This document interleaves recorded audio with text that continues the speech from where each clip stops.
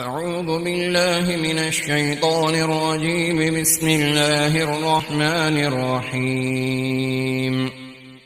قد أفلح المؤمنون الذين هم في صلاتهم خاشعون والذين هم عن اللغو معرضون والذين هم للزكاة فاعلون والذين هم لفروجهم حافظون إلا على أزواجهم أو ما ملكت أيمانهم فإنهم غير ملومين. فمن ابتغى وراء ذلك فأولئك هم العادون والذين هم لأماناتهم وعهدهم راعون والذين هم على صلواتهم يحافظون. أولئك هم الوارثون الذين يرثون الفردوس هم فيها خالدون. ولقد خلقنا الإنسان من سلالة من طين ثم جعلناه نطفة في قرار مكين ثم خلقنا النطفة علقة فخلقنا العلقة مضغة فخلقنا المضغة عظاما فكسونا العظام لحما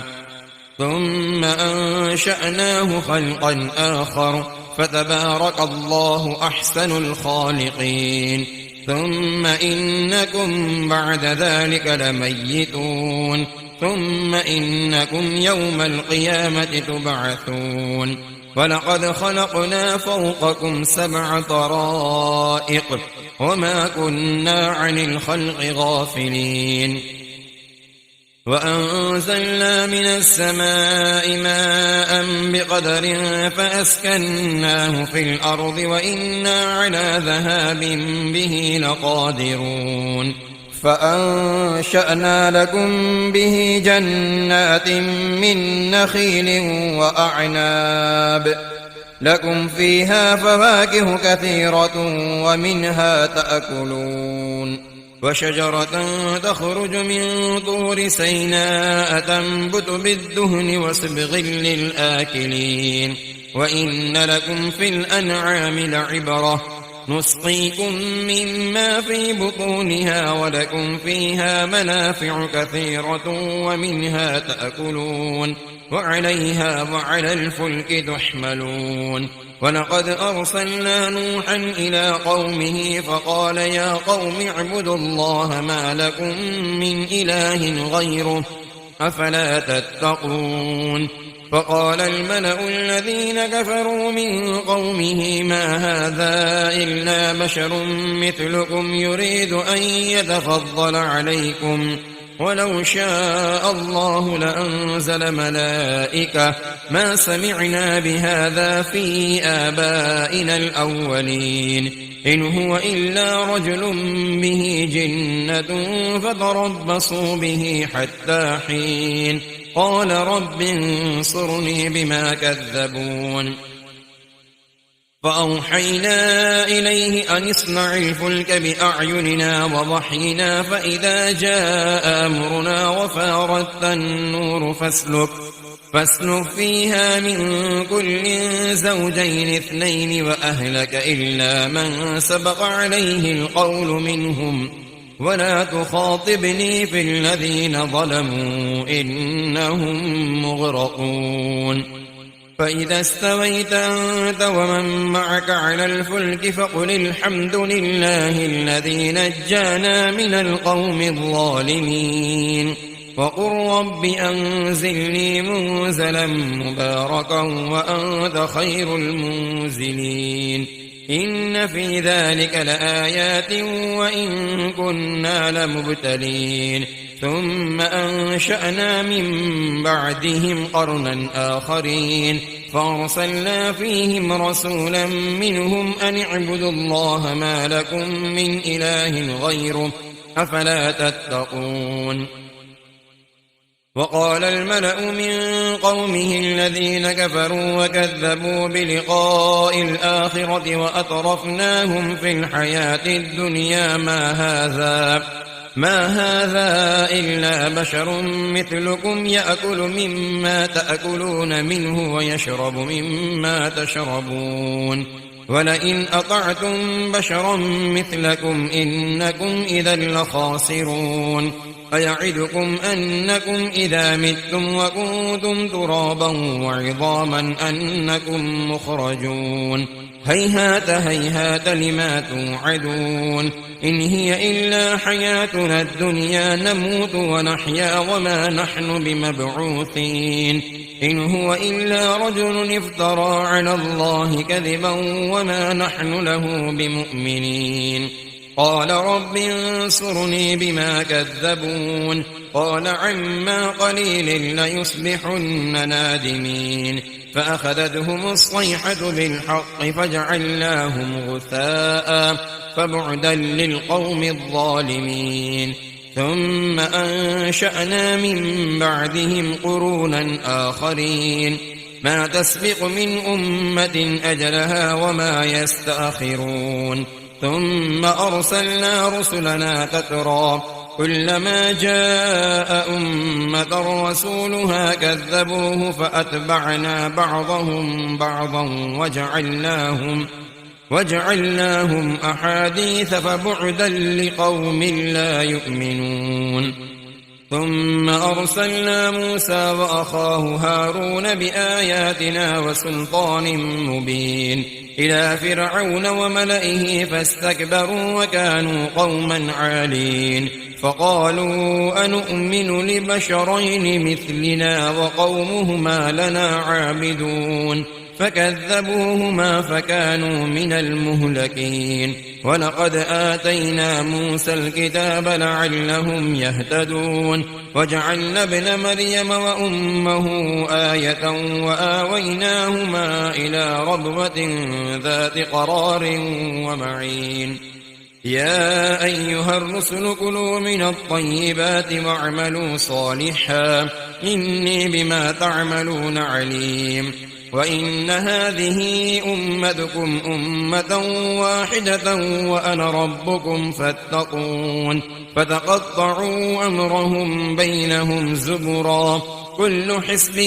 بما لديهم فرحون فذرهم في غمرتهم حتى حين أيحسبون أن ما نمدهم به من مال وبنين نسارع لهم في الخيرات بل لا يشعرون إن الذين هم من خشية ربهم مشفقون والذين هم بآيات ربهم يؤمنون والذين هم بربهم لا يشركون والذين يؤتون ما آتوا وقلوبهم وجلة أنهم إلى ربهم راجعون أولئك يسارعون في الخيرات وهم لها سابقون ولا نكلف نفسا إلا وسعها ولدينا كتاب ينطق بالحق وهم لا يظلمون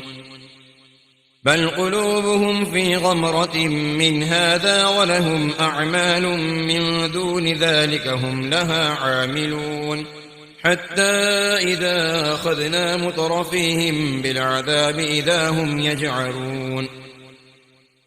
لا تجأروا اليوم إنكم منا لا تنصرون قد كانت آياتي تتلى عليكم فكنتم على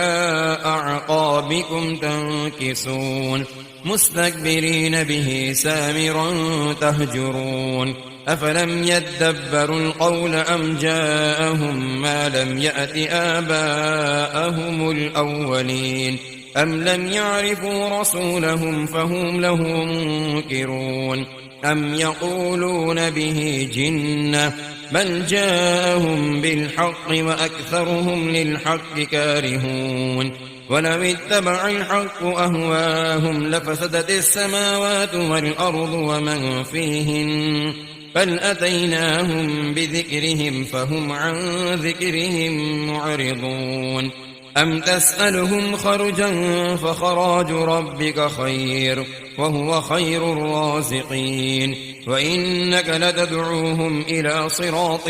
مستقيم وإن الذين لا يؤمنون بالآخرة عن الصراط لناكبون ولو رحمناهم وكشفنا ما بهم من ضر للجوا في طغيانهم يعمهون ولقد أخذناهم بالعذاب فما استكانوا لربهم وما يتضرعون حتى إذا فتحنا عليهم بابا ذا عذاب شديد إذا هم فيه مبلسون وهو الذي أنشأ لكم السمع والأبصار والأفئدة قليلا ما تشكرون وهو الذي ذرأكم في الأرض وإليه تحشرون وهو الذي يحيي ويميت وله اختلاف الليل والنهار أفلا تعقلون بل قالوا مثل ما قال الأولون قالوا أئذا متنا وكنا ترابا وعظاما أئنا لمبعوثون لقد أوعدنا نحن وآباؤنا هذا من قبل إن هذا إلا أساطير الأولين قل لمن الأرض ومن فيها إن كنتم تعلمون سيقولون لله قل أفلا تذكرون قل من رب السماوات السبع ورب العرش العظيم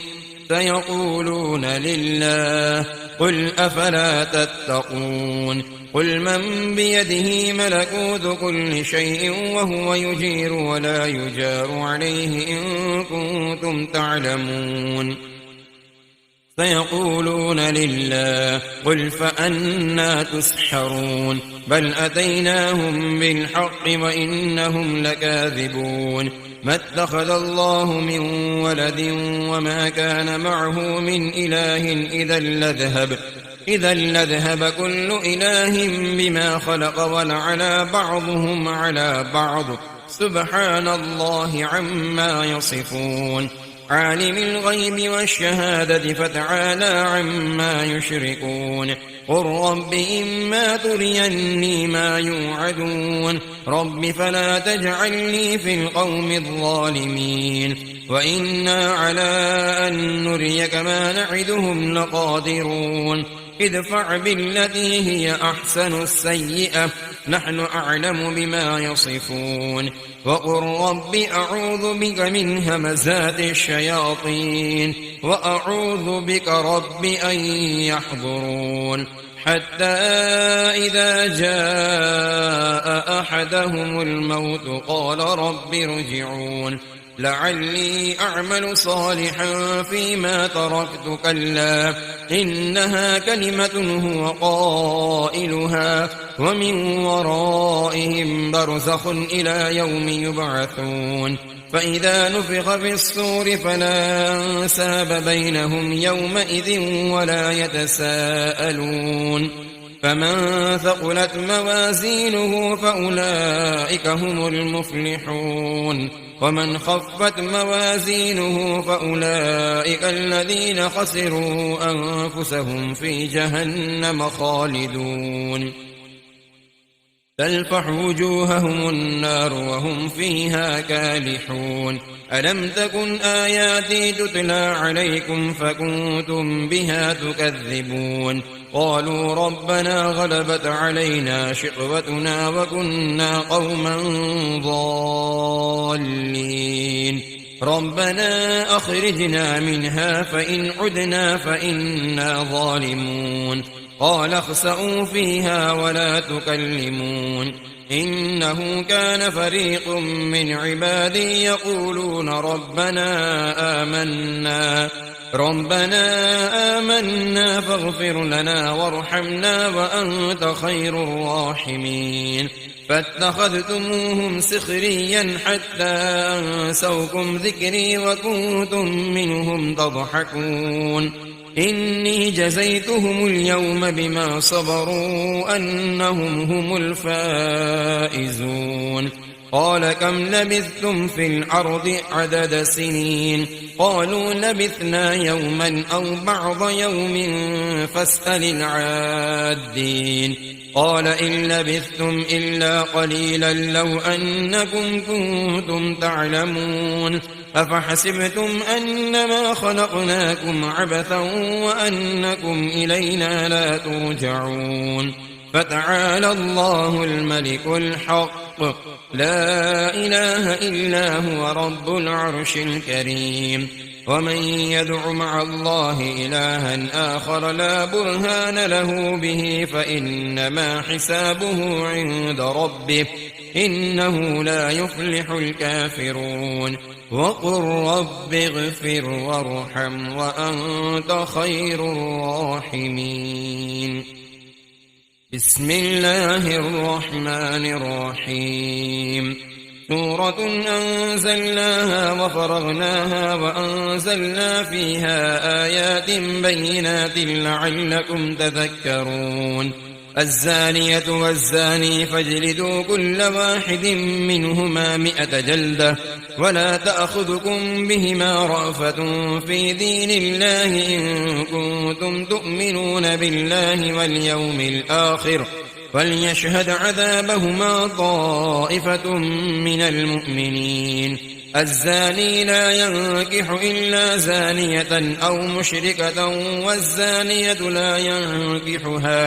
لا ينكحها إلا زان أو مشرك وحرم ذلك على المؤمنين والذين يرمون المحصنات ثم لم يأتوا ب4 شهداء فاجلدوهم 80 جلدة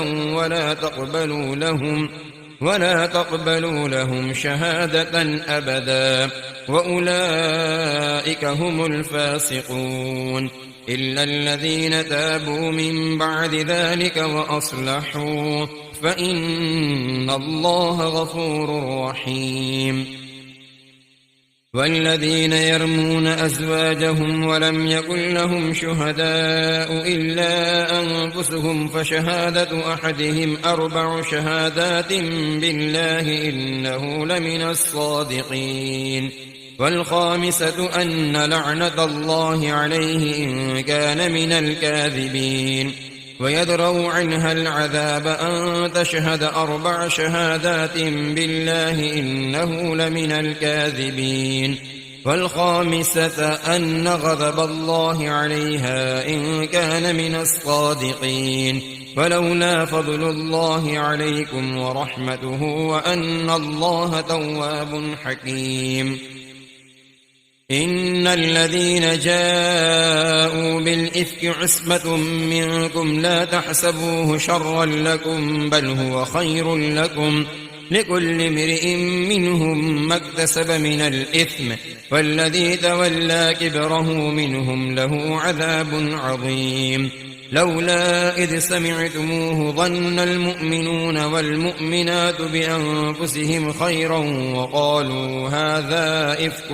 مبين لولا جاءوا عليه ب4 شهداء فإذ لم يأتوا بالشهداء فأولئك عند الله هم الكاذبون ولولا فضل الله عليكم ورحمته في الدنيا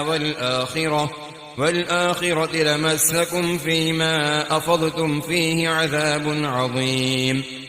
إذ تلقونه بألسنتكم وتقولون بأفواهكم ما ليس لكم به علم وتحسبونه هينا وهو عند الله عظيم ولولا إذ سمعتموه قلتم ما يكون لنا أن نتكلم بهذا سبحانك هذا بهتان عظيم يعظكم الله أن تعودوا لمثله أبدا إن كنتم مؤمنين ويبين الله لكم الآيات والله عليم حكيم إن الذين يحبون أن تشيع الفاحشة في الذين آمنوا لهم عذاب أليم في الدنيا والآخرة والله يعلم وأنتم لا تعلمون. ولولا فضل الله عليكم ورحمته وأن الله رءوف رحيم. يا أيها الذين آمنوا لا تتبعوا خطوات الشيطان ومن يتبع خطوات الشيطان فإنه يأمر بالفحشاء والمنكر ولولا فضل الله عليكم ورحمته ما زكى منكم من أحد ولكن الله يزكي من يشاء والله سميع عليم. ولا يأتل أولو الفضل منكم والسعة أن يؤتوا أولي القربى والمساكين والمهاجرين في سبيل الله وليعفوا وليصفحوا ألا تحبون أن يغفر الله لكم والله غفور رحيم. إن الذين يرمون المحصنات الغافلات المؤمنات لعنوا في الدنيا والآخرة ولهم عذاب عظيم يوم تشهد عليهم ألسنتهم وأيديهم وأرجلهم بما كانوا يعملون يومئذ يوفيهم الله دينهم الحق ويعلمون أن الله هو الحق المبين. الخبيثات للخبيثين والخبيثون للخبيثات والطيبات للطيبين والطيبون للطيبات أولئك مبرؤون مما يقولون لهم مغفرة ورزق كريم. يا أيها الذين آمنوا لا تدخلوا بيوتا غير بيوتكم حتى تستأنسوا وتسلموا على أهلها ذلكم خير لكم لعلكم تذكرون. فإن لم تجدوا فيها أحدا فلا تدخلوها حتى يؤذن لكم وإن قيل لكم ارجعوا فارجعوه وأزكى لكم والله بما تعملون عليم. ليس عليكم جناح أن تدخلوا بيوتا غير مسكونة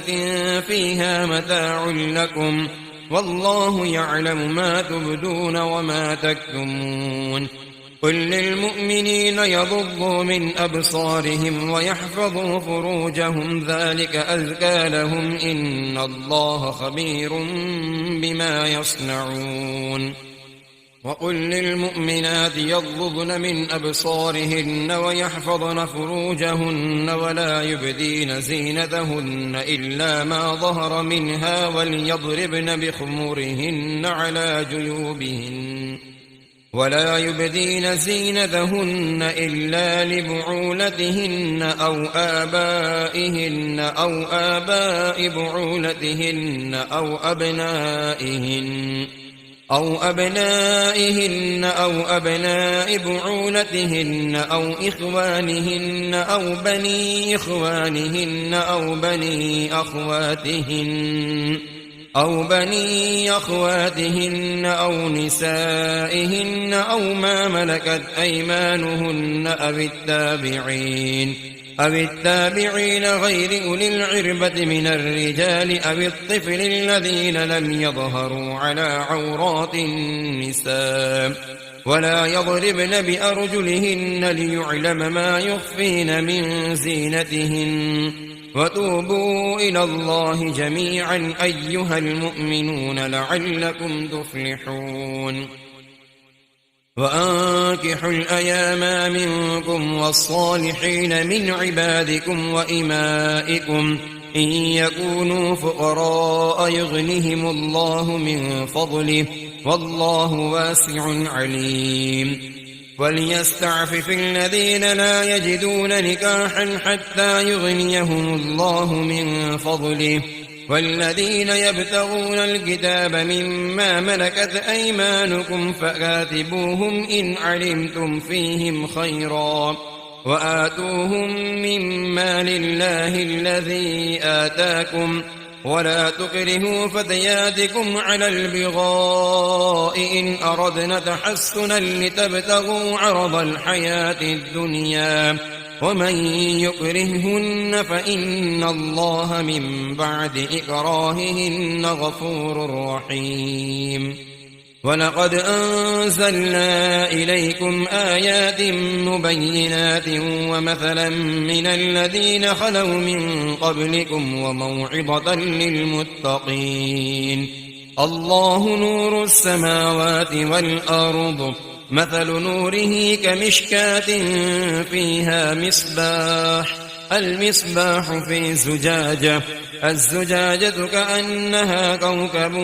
دري يوقد من شجرة مباركة زيتونة لا شرقية ولا غربية، يكاد زيتها يضيء ولو لم تمسسه نار، نور على نور، يهدي الله لنوره من يشاء، ويضرب الله الأمثال للناس والله بكل شيء عليم. في بيوت أذن الله أن ترفع ويذكر فيها اسمه يسبح له فيها بالغدو والآصال، رجال لا تلهيهم تجارة ولا بيع عن ذكر الله وإقام الصلاة وإيتاء الزكاة، يخافون يوما تتقلب فيه القلوب والأبصار، ليجزيهم الله أحسن ما عملوا ويزيدهم من فضله، والله يرزق من يشاء بغير حساب. والذين كفروا أعمالهم كسراب بقيعة يحسبه الظمآن ماء حتى إذا جاءه لم يجده شيئا ووجد الله عنده فوفاه حسابه، والله سريع الحساب. أو كظلمات في بحر لجي يغشاه موج من فوقه سحاب، ظلمات بعضها فوق بعض إذا أخرج يده لم يكد يراها، ومن لم يجعل الله له نورا فما له من نور. ألم تر أن الله يسبح له من في السماوات والأرض والطير صافات، كل قد علم صلاته وتسبيحه، والله عليم بما يفعلون. ولله ملك السماوات والأرض وإلى الله المصير. ألم تر أن الله يزجي سحابا ثم يؤلف بينه ثم يجعله ركاما فترى الودق يخرج من خلاله، وينزل من السماء من جبال فيها من برد فيصيب به من يشاء ويصرفه عن من يشاء، يكاد سنا برقه يذهب بالأبصار، يقلب الله الليل والنهار، إن في ذلك لعبرة لأولي الأبصار. والله خلق كل دابة من ماء، فمنهم من يمشي على بطنه، ومنهم من يمشي على رجلين، ومنهم من يمشي على أربع، يخلق الله ما يشاء، إن الله على كل شيء قدير. لقد أنزلنا آيات مبينات، والله يهدي من يشاء إلى صراط مستقيم. ويقولون آمنا بالله وبالرسول وأطعنا ثم يتولى فريق منهم من بعد ذلك وما أولئك بالمؤمنين. وإذا دعوا إلى الله ورسوله ليحكم بينهم إذا فريق منهم معرضون، وإن يكن لهم الحق يأتوا إليه مذعنين. أفي قلوبهم مرض أم ارتابوا أم ارتابوا أم يخافون أن يحيف الله عليهم ورسوله بل أولئك هم الظالمون. إنما كان قول المؤمنين إذا دعوا إلى الله ورسوله ليحكم بينهم أن يقولوا سمعنا وأطعنا وأولئك هم المفلحون. ومن يطع الله ورسوله ويخشى الله ويتقه فأولئك هم الفائزون. وأقسموا بالله جهد أيمانهم لئن أمرتهم ليخرجن قل لا تقسموا طاعة معروفة إن الله خبير بما تعملون. قل أطيعوا الله وأطيعوا الرسول فإن تولوا فإنما عليه ما حمل وعليكم ما حملتم وإن تطيعوه تهتدوا وما على الرسول إلا البلاغ المبين. وعد الله الذين آمنوا منكم وعملوا الصالحات ليستخلفنهم في الأرض كما استخلف الذين من قبلهم وليمكنن لهم دينهم الذي ارتضى لهم وليبدلنهم من بعد خوفهم أمنا يعبدونني لا يشركون بي شيئا ومن كفر بعد ذلك فأولئك هم الفاسقون. فأقيموا الصلاة وآتوا الزكاة وأطيعوا الرسول لعلكم ترحمون. لا تحسبن الذين كفروا معجزين في الأرض ومأواهم النار ولبئس المصير. يا أيها الذين آمنوا ليستأذنكم الذين ملكت أيمانكم والذين لم يبلغوا الحلم منكم 3 مرات من قبل صلاة الفجر وحين تضعون ثيابكم من الظهيرة ومن بعد صلاة العشاء 3 عورات لكم ليس عليكم ولا عليهم جناح بعدهن طوافون عليكم بعضكم على بعض كذلك يبين الله لكم الآيات والله عليم حكيم. وإذا بلغ الأطفال منكم الحلم فليستأذنوا كما استأذن الذين من قبلهم كذلك يبين الله لكم آياته والله عليم حكيم. والقواعد من النساء اللاتي لا يرجون نكاحا فليس عليهن جناح أن يضعن ثيابهن غير متبرجات بزينة وأن يستعففن خير لهن والله سميع عليم. ليس على الأعمى حرج ولا على الأعرض حرج ولا على المريض حرج ولا على أنفسكم أن تأكلوا من بيوتكم أو بيوت آبائكم أو بيوت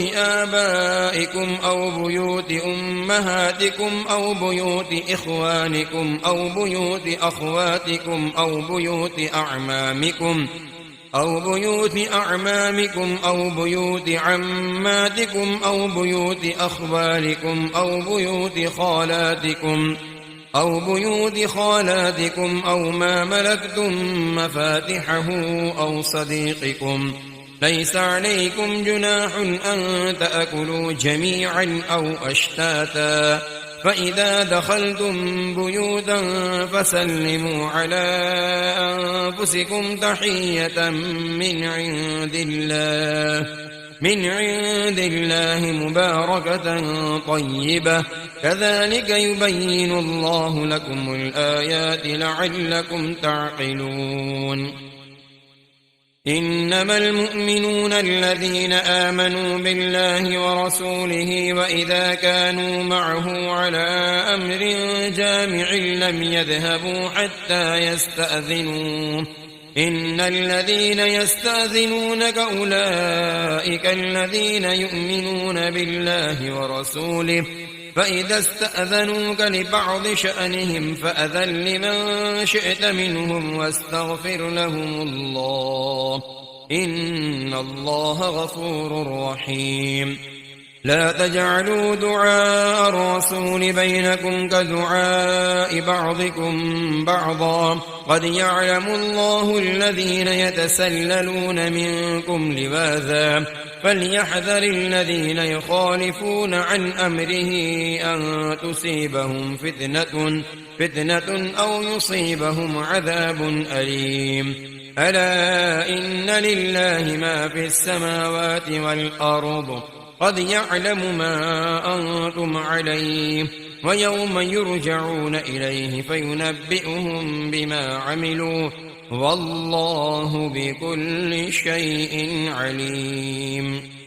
بسم الله الرحمن الرحيم تبارك الذي نزل الفرقان على عبده ليكون للعالمين نذيرا الذي له ملك السماوات والأرض ولم يتخذ ولدا ولم يكن له شريك في الملك وخلق كل شيء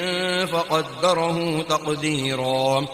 واتخذوا من دونه آلهة لا يخلقون شيئا وهم يخلقون ولا يملكون لأنفسهم ضرا ولا نفعا ولا يملكون موتا ولا حياة ولا نشورا وقال الذين كفروا إن هذا إلا إفك افتراه وأعانه عليه قوم آخرون فقد جاءوا ظلما وزورا وقالوا أساطير الأولين اكتتبها فهي تملى عليه بكرة وأصيلا قل أنزله الذي يعلم السر في السماوات والأرض إنه كان غفورا رحيما وقالوا ما لهذا الرسول يأكل الطعام ويمشي في الأسواق لولا أنزل إليه ملك فيكون معه نذيرا أو يلقى إليه كنز أو تكون له جنة يأكل منها وقال الظالمون إن تتبعون إلا رجلا مسحورا انظر كيف ضربوا لك الأمثال فضلوا فلا يستطيعون سبيلا تبارك الذي إن شاء جعل لك خيرا من ذلك جنات